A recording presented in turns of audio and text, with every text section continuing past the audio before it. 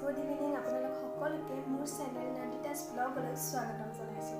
তেতিয়াহ'লে আহক আজিৰ ব্লগটো ষ্টাৰ্ট কৰি দিওঁ। আৰু মই আজি দুপৰীয়া কি বনাইছিলোঁ আহকচোন আপোনালোকক এবাৰ দেখুৱাই লওঁ। আজি মই বনাবলৈ লৈছোঁ লোকেল মুৰ্গী মাংস। ইয়াৰ বাবে কেৰাহীত তেল দি দিছোঁ আৰু তেলখিনি অলপ গৰম হ'বলৈ দিছোঁ।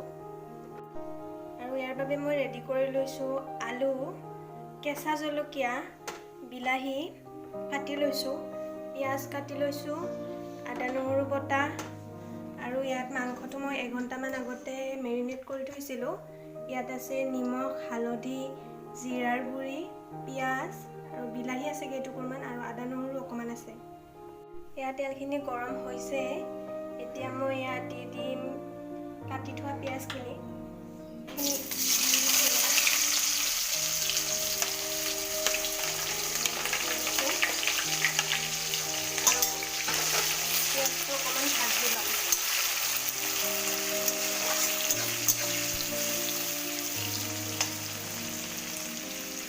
অলপ টাইম পিছতে মই ইয়াত দি দিছোঁ আদা নহৰু বটাখিনি, আৰু লগতে দি দিম কাটি থোৱা কেঁচা জলকীয়াখিনি।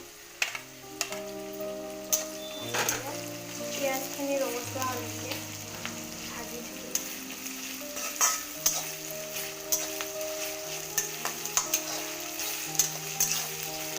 এয়া পিঁয়াজখিনি ৰঙচুৱা হ'বলৈ ধৰিছে, আৰু এতিয়া মই ইয়াত দিছোঁ কাটি থোৱা বিলাহী কেইটুকুৰ। বিলাহীখিনিও অকণমান সিজিবলৈ দিম।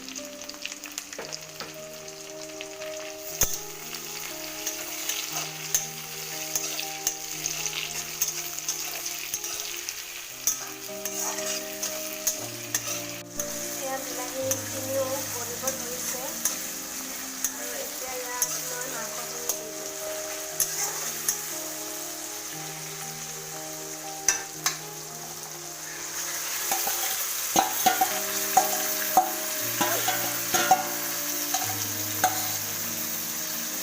আৰু লগতে আলু কেইটুকুৰ দি দিম। এতিয়া লৰাই দিম।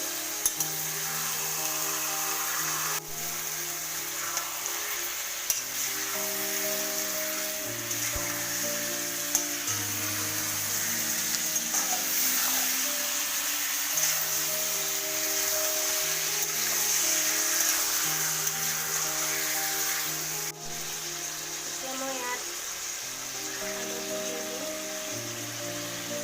আধা চামুচমান দিছোঁ, যিহেতুকে আগতে দিয়া আছে। নিমখো অকণমানেই দিছোঁ, আগতে দিয়া আছে যিহেতু।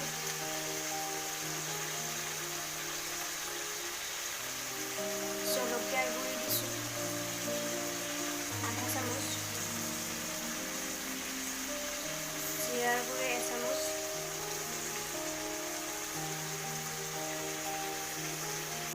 লৰাই দিম।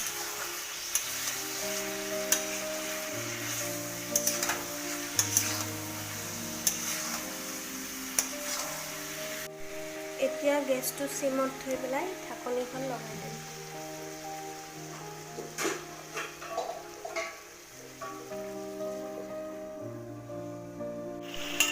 দেখিছেনে কালাৰটো আহিব ধৰিছে, আৰু কিন্তু ভাজি থাকিব লাগিব অলপ টাইম।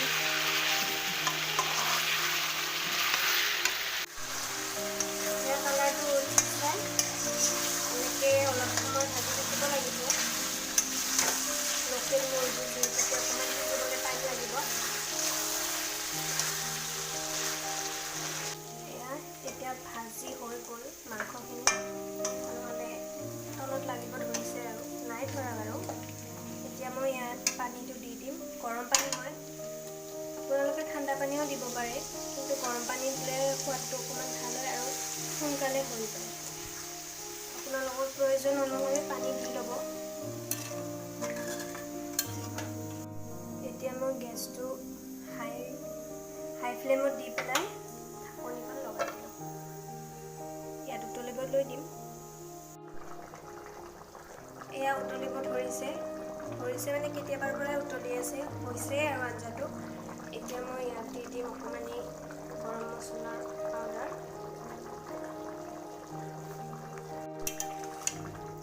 চাওকচোন কালাৰটো দেখিবলৈ ইমান ধুনীয়া হৈছে আৰু ধুনীয়া গোন্ধটোও ধুনীয়াকৈ ওলাইছে আপোনালোকেও এনেকৈ এবাৰ বনাই চাবচোন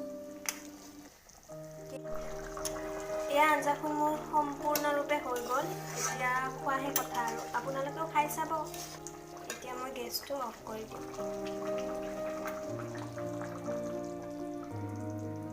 এয়া মোৰ দুপৰীয়াৰ সাজ ৰেডি হৈ গ'ল